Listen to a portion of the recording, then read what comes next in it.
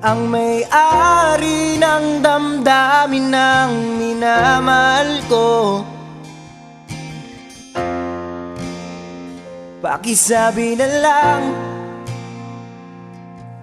na huwag nang mag-alala at okay lang ako. Sabi nga ng iba, kung talagang mahal mo siya, ay hayaan mo. Hayaan mo na mamaalam. Hayaan mo na lumisan.